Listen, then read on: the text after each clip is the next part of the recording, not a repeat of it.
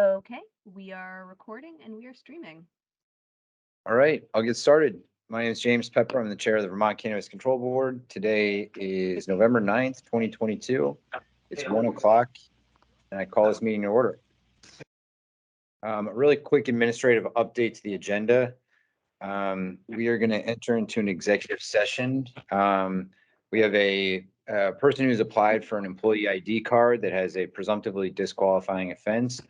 Our staff has reviewed the case and would like to present their recommendation to us and the supporting reasons why this person has overcome the presumptive disqualification.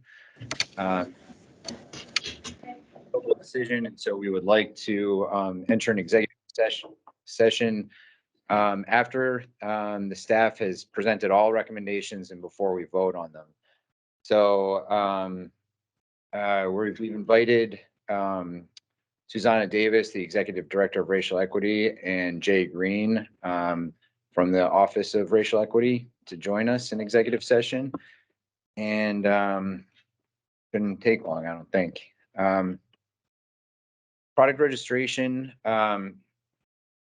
We have some important issues on the agenda today, so I'm going to be brief. I'm very grateful to see so many people registering their products. I can tell from talking to the licensing team that there's some frustration in the industry over the pace of our approvals. The primary reason for the backlog in our approvals is first and foremost the resources that we have here at the board. Product registration approval lives with our licensing staff, who is simultaneously doing this. They're also reviewing license applications and employee ID card approvals. And the more we focus our resources on product registration, the less capacity we have for actually getting businesses their licenses and their employees licensed. We've made the decision to shift a portion of our compliance team's workload to reviewing product registration, which should help speed up the process. The secondary reason that it's been slow on our end is we have a temporary process in place which utilizes Microsoft Teams, not Salesforce. It's not very streamlined. If we get partially complete product registration forms where the test results or the packaging information doesn't come in at the same time as the rest of the form, we have to kind of piece all of this together on the back end manually. There's no automation to it, and all the communication aspects are not automated like they will be in Salesforce. We do have an RFP, or we had to put out an RFP for the Salesforce integration for product registration. It's being developed currently. It's being built, should be done by the end of the year. When that is in place, it will cut out a huge amount of the back end work that we have to do to get products registered. So there is a light at the end of the tunnel. In the meantime, we're going to try and get a wave of them done utilizing some of our compliance team's resources. I know that there's a question about us publishing a list of registered products. We don't have the capacity to do that right now. A retailer can always ask the person they're purchasing products from to see the product registration. And you can always email us if you're a retailer looking to see if a product that you want to sell has been registered.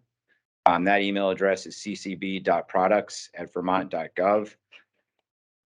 Just a reminder that product registration is very important to the long-term success of this market. We don't want to jeopardize people's licenses or Vermont's reputation for quality by getting unregistered products into the market. I know people are sinking a lot of money into their operations, and people want to have a diversity of products on their shelves, but we need to only sell registered products. So the other updates, we have two new positions that have been posted. You can go to the Vermont Human Resources website to look at those and apply for those. One final reminder that our staff is organizing a live Q&A session. The focus of this Q&A session is on testing and inventory tracking and product registration. The date is November 21st. It'll be at 7 p.m. And the link to join is posted on our website. Please, collect all your questions about testing, inventory tracking, product registration, and bring them to that Q&A session. And hopefully we can get you some answers. Other than that, just need to approve our minutes from our last meeting on November 2nd. Is there a motion? So moved. Second. All in favor? Aye. Aye. All right, moving through the agenda. Carrie, are you with us? Carrie's gonna do a hemp policy update if he's there. I'm gonna do that. Oh, you are? Oh, sorry. Oh, great. All right, Brent. Gary has any plans to do All it. right. Sounds Actually, I good. don't need this right now. Yep, so this is just a brief update on the board's hemp policy. Last Friday, the board posted an industry bulletin on hemp and hemp-derived high THC products to our website. And that bulletin was really designed to give both hemp growers and processors in the state an early roadmap on the board's approach to hemp products that are going to be entering the market.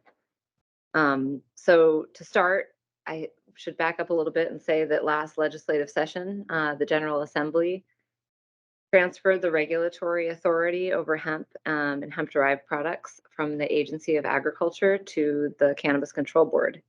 And that specifically included the authority to regulate synthetic cannabinoids and hemp-derived cannabinoids, including Delta 8 and Delta 10 THC. So what does that mean for the hemp growers and processors in the state? For hemp growers, hemp cultivators are currently required to register with the Agency of Agriculture. But at the end of this calendar year, the agency is going to withdraw its USDA-approved hemp production plan. And so in 2023, hemp growers are going to be required to register with the USDA to continue to cultivate hemp in compliance with federal law. So the board is not going to oversee hemp growers. Hemp processors, however, the board does have the authority over regulating businesses that are manufacturing hemp-derived products. And we are required by the legislature to submit a report to the General Assembly in January that lays out our plan for regulating hemp processors and hemp-derived products. So this is really kind of an early conversation about what our plan is, since we have not yet written our rules governing hemp producers or hemp products. So our plan is to offer two paths for hemp producers and hemp products. So first, for hemp processors that intend to produce products with less than 1 milligram of THC per serving, the board is going to develop a registration system that will have similar requirements to those that were administered by the Agency of Agriculture. For hemp processors that intend to produce products with 1 or more milligrams of THC per serving, those processors are going to be required to get a cannabis establishment manufacturing license. Retailers that are wanting to sell these products are also going to need to get a cannabis establishment retail license. So these hemp-derived products with 1 milligram or more of THC per serving are going to need to undergo the same testing, labeling, and packaging requirements as cannabis and cannabis products. And they're also going to need to be registered before they can be sold in a retail establishment. As the chair has mentioned in previous meetings, our compliance team has pulled hemp-derived products from retailer shelves that were non-compliant with the rule and contain greater than 1 milligram or more of THC per serving. These products, the board is really viewing as being intended for the adult use market and therefore are going to need to comply with adult use market regulations. So I want to emphasize that the board is going to go through its regular rulemaking process on hemp processors and hemp-derived products. And that's going to be happening in the coming months. There's going to be ample opportunity, as always, for the public to weigh in on the policies that the board is developing. prior to those policies becoming rule. And I also want to acknowledge that there's like a constant evolution of cannabis law and policy, both at the state level and at the federal level, that could inform changes to the way that the board is going to regulate hemp-derived products. And we will continue to provide public bulletins as that policy develops. Any questions for Brendan about that? No, thank you, Brent. All right, and now, next on the agenda, we're gonna review advertising guidance. I think Julie, you're gonna do that? Yes.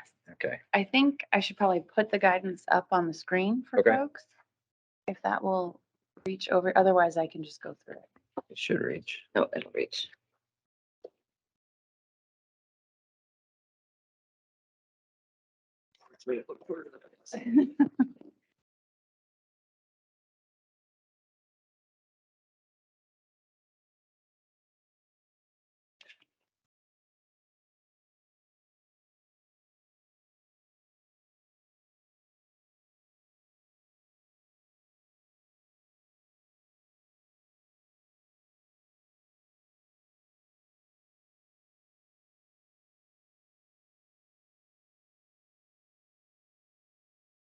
Just appear up there.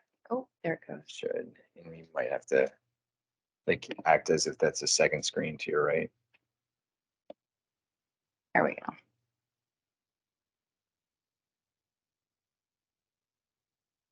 All right. So this guidance is up on our website now.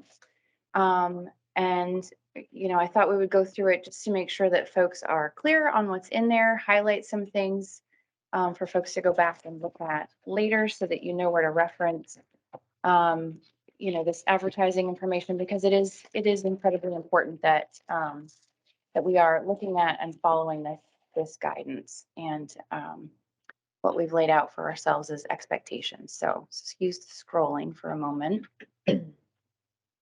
So just to remind everyone what advertising is and what advertising is not. An advertisement is a publication or dissemination of an advertisement.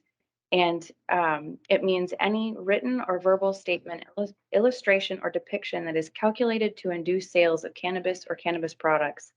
So, and that inducement of sales is important to remember, meaning to persuade or influence. So keep that in mind as we go through this guidance. So that includes anything that's written, printed, graphics, material, billboard, sign, any other outdoor display, periodical literature, publication, radio, or television, broadcast, internet, or any other media. And you can find those definitions right on the legislature's website in law. What is not advertising is the label affixed to the product, any editorial or reading material, such as like a news release or a periodical publication. So if your local paper does a story about your store, that's not necessarily an advertisement. Educational or instructional material, and the sign that's attached to the premises identifying it as the cannabis establishment. However, even though those things are not advertisements, they still need to follow the sort of general advertising restrictions, which you can see down here. And sort of from here to kind of like through the next page, it talks about what is not allowed for advertising content. And so here are the things that I want folks to remember. Advertisements cannot include false or misleading claims. So that means the test results have to be accurate, the THC content has to be accurate, whatever's in the ad has to be an accurate statement. Can't promote overconsumption, can't claim curative effects of cannabis or cannabis products, can't offer a prize, award, or any other inducement. So it can't be a buy one, get one, can't be a sale. Discounts are allowed, but an advertisement of a discount or an advertisement of like a buy one, get one. It can have an advertisement for free samples. And just as a reminder, samples to consumers are not allowed. We do have rules around samples for vendors and employees, but not for the public. So consumer samples are not allowed. And it cannot appeal to or depict a person under the age of 21. And I'll talk more about that last one there in a little bit about how to avoid appealing to those under the age of 21. So moving through the guidance.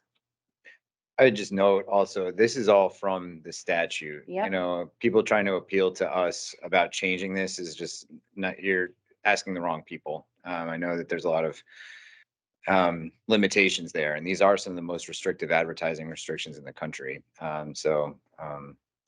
It's not really on us to change these. We're just following the law here. That's right. And I guess I should have said at the start, the point of this guidance is to help explain what's in the statute, Right. not to create another set of rules or policy to follow. It's really just a helpful explanation of what it is we're all supposed to be following. So moving through this, a reminder that it is required that folks include the warning label in their advertising.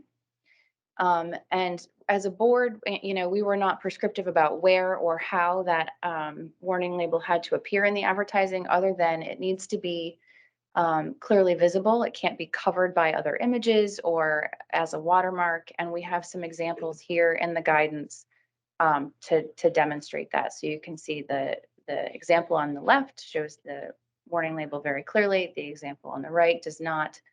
The example on the left is okay. The one on the right is not.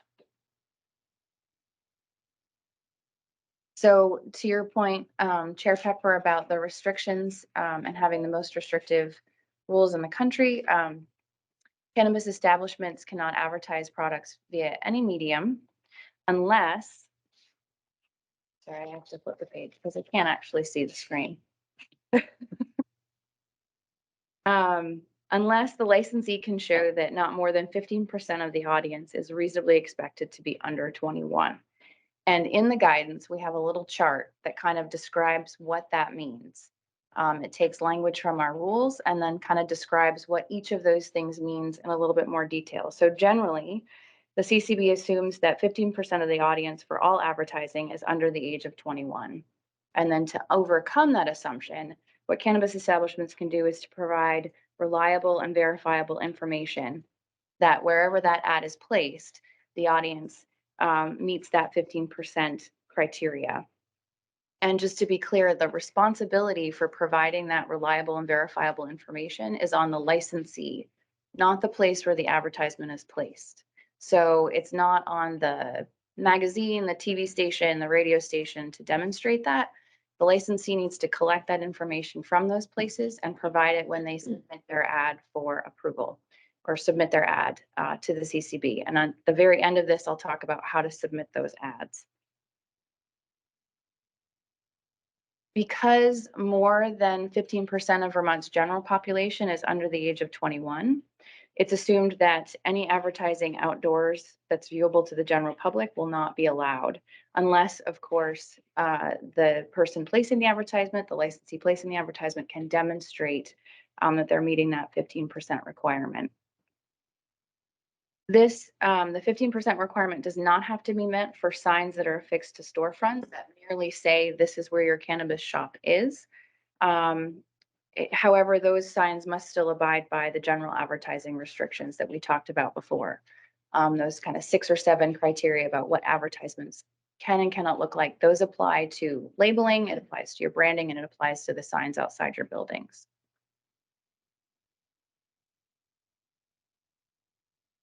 So social media and websites is kind of the next section of this guidance. Cannabis establishments may certainly have websites and may choose to use social media. However, the websites and social media must comply with those general advertising restrictions. So those same 6 or 7 restrictions that we talked about before. And moving through that a little bit, cannabis establishment websites must have age gating. And so we have an example here of the age gating. And like all other types of advertising, web advertising must meet that 15% rule. So cannabis establishments cannot advertise on websites that are managed by other entities unless those sites also have age gating and can demonstrate that meeting that 15% criteria. And then the next section goes into social media, and I'm gonna straight up read this because this is tricky. This is tricky for all of us, and I don't want anything to get lost in translation, but this is really, really important. Um, a cannabis establishment's social media posts must comply with the general advertising restrictions. If a social media post qualifies as an advertisement, the establishment must submit the post to the board as an advertisement as detailed later in this guidance, and I will talk about how to do that. Social media posts of images of cannabis, flower, or registered finished product that are not calculated to induce sales of cannabis or cannabis products are acceptable. Further, cannabis establishments may only promote products using links to their age-gated websites.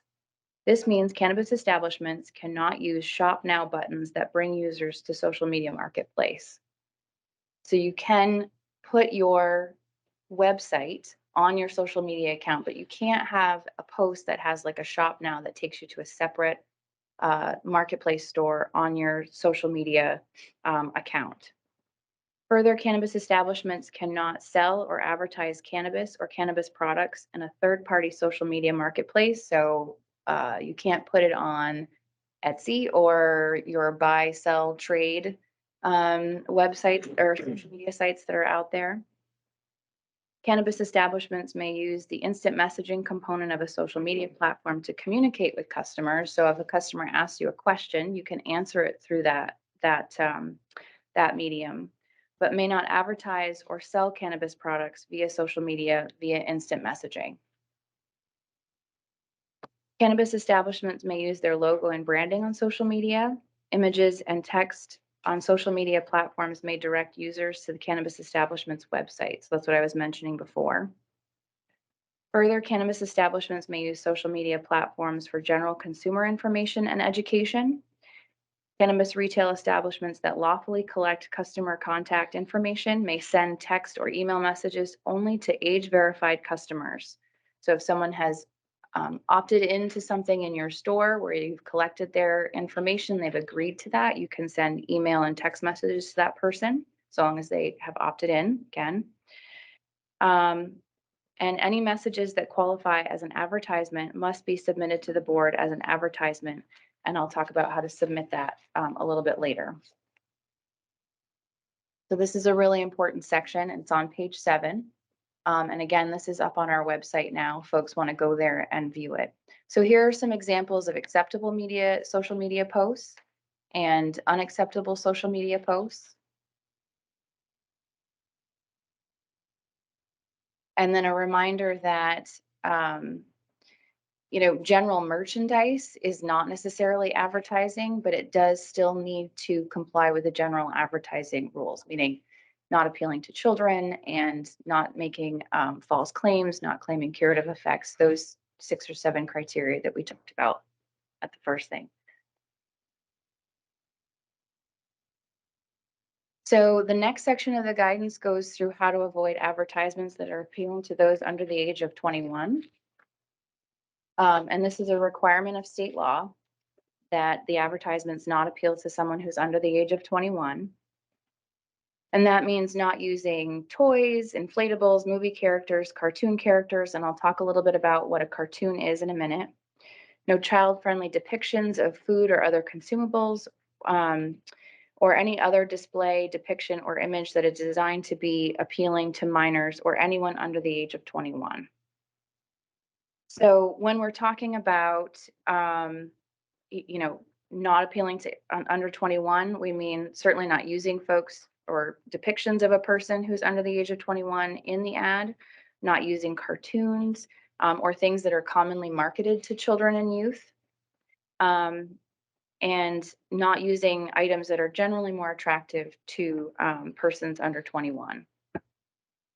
When we're talking about cartoons, and I think this is a conversation that we had a few months ago when we were developing this guidance, cartoon is not necessarily like the style of artwork. In this case, it's the content of that artwork. So things that are cartoons in this context should not have comically exaggerated, typically human features, shouldn't attribute human or superhuman characteristics to animals, plants, or other objects. And cartoons appealing to children often use anamorphic technique to give animals and inanimate objects not other non-human objects like human identities. And that in this context is a cartoon for the purposes of not appealing to those who are under the age of 21. And should not use fonts that are typically used to attract the attention of young children and youth. And there's an example here of imagery to avoid. There's also some other examples of imagery to avoid in the labeling guidance as well. So there's plenty of examples of things to avoid. So moving through to how to submit ads to the boards, they have to be submitted in a format prescribed by the board. They can be submitted by email, generally in a PDF or in a voice or video media if that is how the ad will appear. They can be submitted to ccb.advertising@vermont.gov. For advertisements, what you send to the board should be exactly what you intend to be in the advertisement. So if you're sending a graphic image, that should be the finished product ad that you're submitting to us to look at. Same with any kind of voice, radio ad, or any other type of media, if it's a video or what have you. What you submit should include the locations where you expect the ad to run and the dates that it'll run, and the reliable, verifiable data that the audience meets that 15% criteria. The board will review those and will look at those within 10 business days. Oh, sorry, to go back. Ads need to be submitted 15 days before they're expected to run, and then the board will look at them within 10 business days.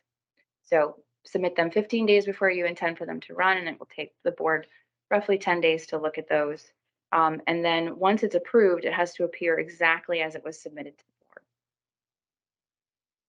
So that's sort of the rundown of this guidance. Again, it's up on our website. The instructions on how to submit are there. Folks around the table, is there anything I left out or should address? No, I mean, I know it's complicated.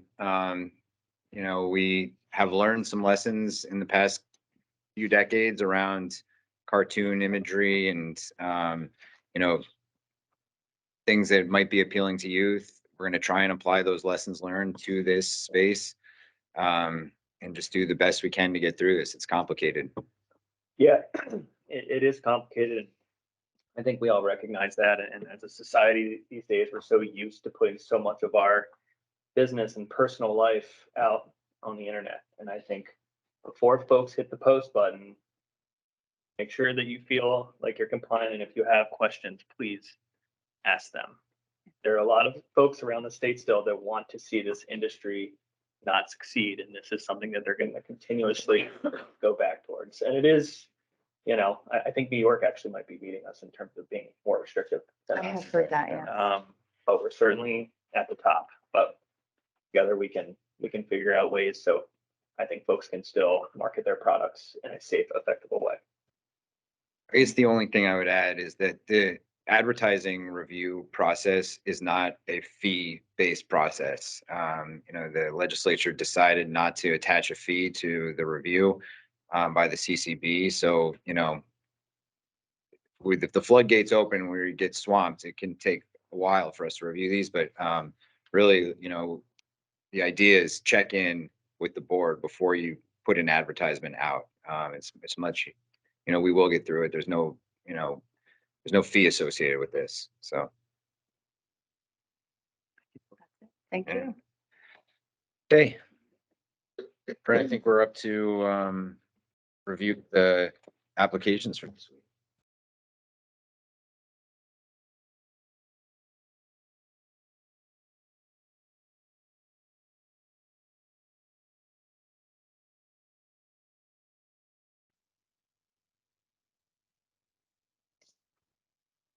Okay. So here is your register for this week. Starting with the medical program, here are our numbers for this week. We've been pretty steady with the incoming numbers of renewal applications and new applications. So getting through those as best we can. Moving on to the adult adult use license application numbers, that these numbers are current as of yesterday. So looking at the total numbers, we've got 37 new applications in the last 7 days. The majority of those, as always, lately are going to be employee ID card applications. We have gotten 4 new cannabis establishment applications. 3 of those are small cultivator applications, and 1 is a new retail application. So I'm going to move on to the location. This is our chart that describes the location of all retail licensees and retail applicants that are still in the queue. So just a reminder, this is all retail establishments, those that have been licensed and those that are still in process.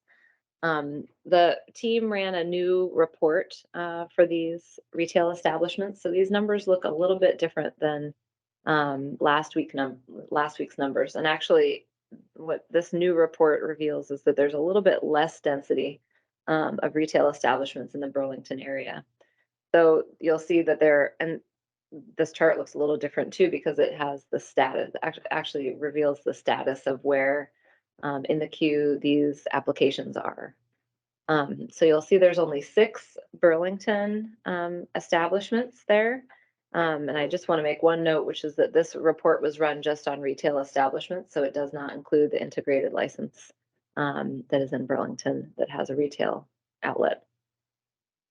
So this new report will inform the numbers that go to the website, because I do think it's a little bit more accurate. It weeded out like a test application. So I think that accounted for the difference between the number of Burlington establishments that were indicated on last week's register and this one.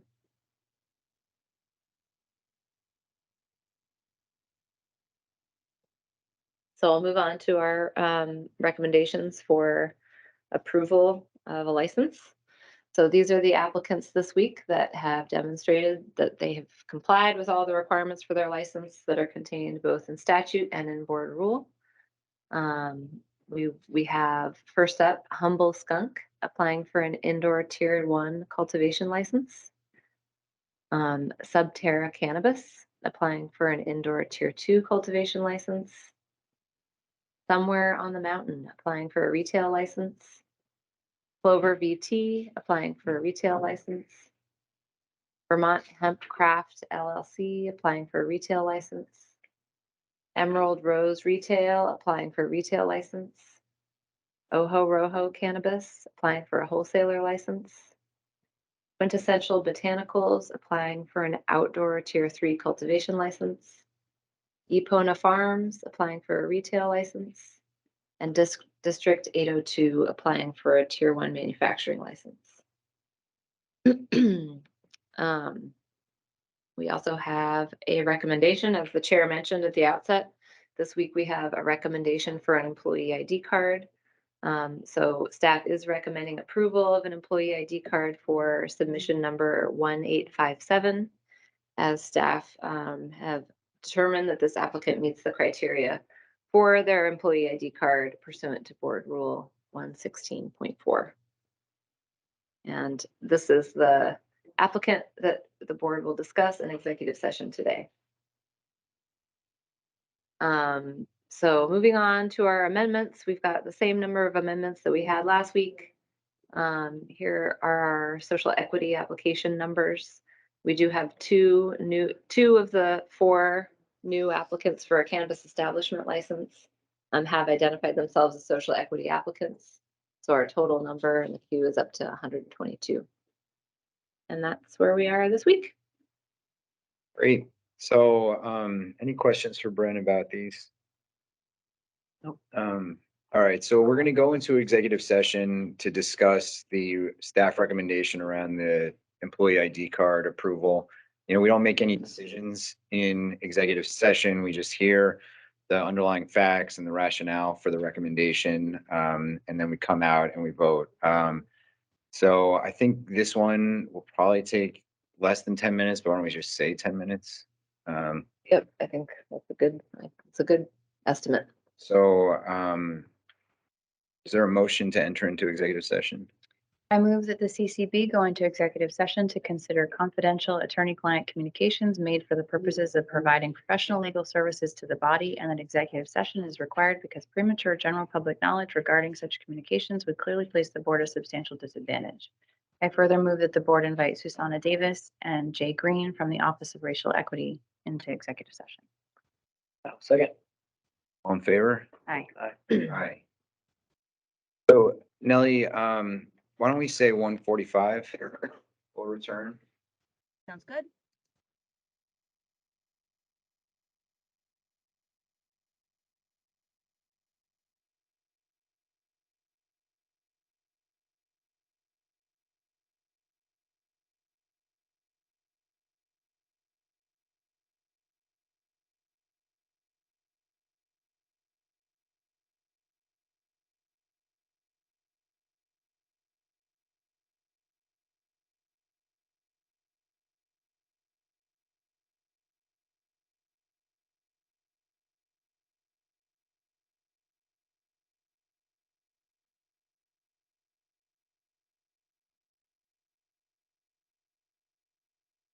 We're live, but I think you're muted still. Okay, There you go. great. All right. We're back. It's 1:46 PM. And we're out of executive session. We heard the underlying facts of the kind of staff recommendation and their rationale. And I think we are ready to vote on all of the staff recommendations. I move that the board accept each of the recommendations as presented to us by staff in this meeting. I will second. All in favor? Aye. Aye. Aye. All right, I think, yep, why don't we shift to public comment? And I would just remind folks that the board here cannot answer questions directly about advertising or whatever. We are gonna have a live Q&A session with our staff very soon, November 21st, where you can bring questions that can get answered in real time. But we'll do our public comment the same as always. We'll start with the people that joined on the phone or via the link. And if you have a comment, please raise your virtual hand, then we'll shift to people that joined on the phone.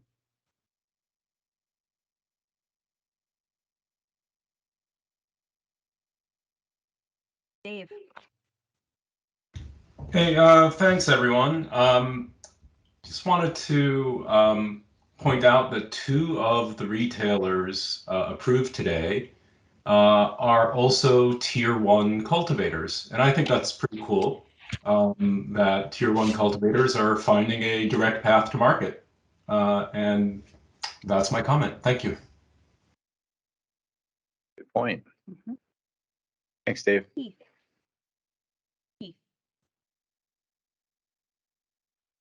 Hello, board. How are you today? Fine, thanks. Good. I have a couple of comments. I'll try to go through them quick. Comment one, I'd like to see a flow chart of weekly sales of products built. I'd like to see a flow chart of male-owned businesses to female-owned businesses to BIPOC to lesbian, gay, bi, transgender businesses. A flow chart of employees to men to women, plus BIPOC, lesbian, gay, bi, transgender, disabled, and veterans. I'd like to see a list of all licensed information open data set with a final executive report for business and an enforcement inspection report with the recommendations to establishments. I'd like to also see, I don't see any guidance on your website for transporting cannabis from grower to cultivator to processor to manufacturer to wholesale to retail type and licenses. And what type of insurance these people would have to carry and what safety protocols do you guys want to implant and security measures or GPS monitoring on the vehicle type of registration and the type of vehicle registered with the CCB. I'd like to see a guidance for consumers about products and harms and safety, a guidance for parents. I want to know if you're building a social equity program for people that want to enter the market but are not guaranteed a license. A flow chart of all municipalities with bylaws and ordinances, an enforcement action section from Kerry, because he's the lead enforcement action person, And I also think that there should be a reporting form, agent reporting form for COVID reporting forms, because we're still in the day and age of COVID and people still get it. And it should be noted that there's some type of form that they can submit to you guys that have the COVID report. I'd also like to know if you guys, if it's possible that you guys are certified through the Safe Vendor Training Program, and you could post up your certifications, that every staff member in the CCB has gone through Safe Vendor Training. And I also don't know if you guys, I didn't see it on the website, if manufacturers in the state of Vermont have to go through Safe Serve Vendor Training and Safe Serve for manufacturing working with edibles, and that they get certified as well, and all employees have to be certified. I worked in the department in the food service industry, and I had to be certified to work with food through Safe Server Vermont.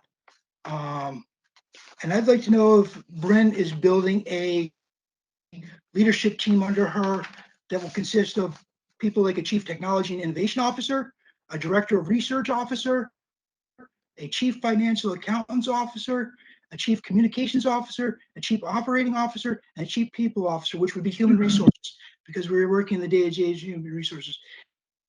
And I also want to make one more statement. I don't see any guidance on IRS federal tax 280E that deals with cannabis on the federal levels for taxations.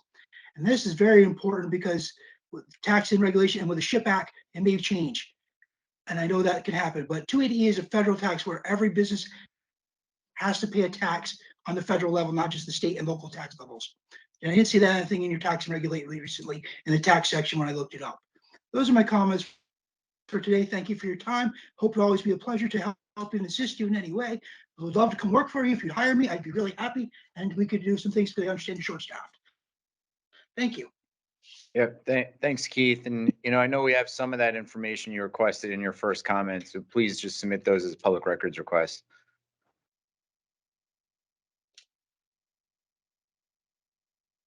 Yarim. Hey guys, how are you again? Thank you very much for what you're doing and continuing to pushing through. I have just a comment about the rollout with the hemp products, and it has to do with lab testing. I just wanna put it on your radar that when I was starting to open up our lab, we thought about doing hemp, although we learned that you had to report to the DEA when you're doing that. So when we get into the Q&A in the 21st, it's on your radar. Thank you very much. Thanks, Yuri.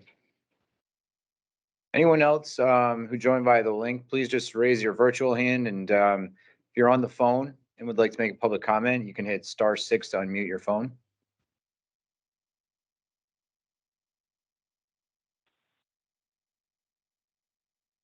Phone number ending in 5077 has unmuted.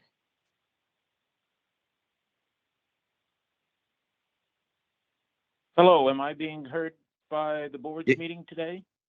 Yes, we can hear you. Oh, thank you.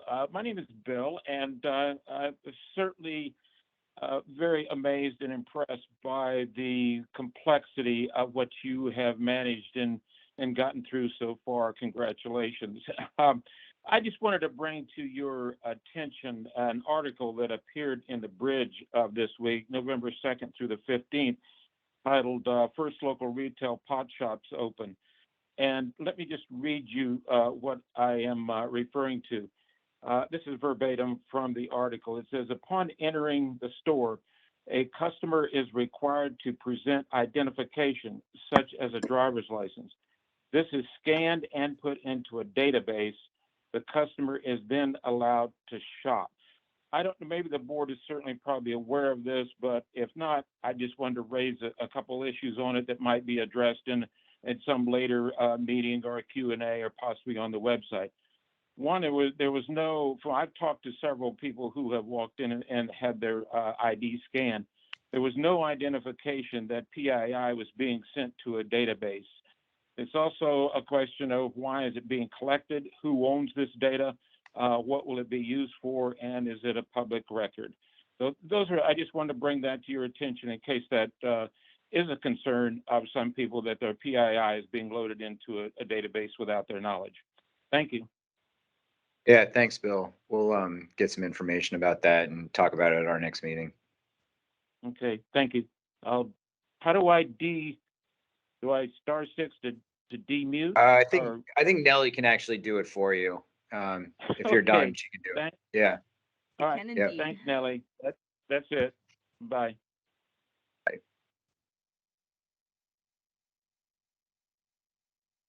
Anyone else for a public comment?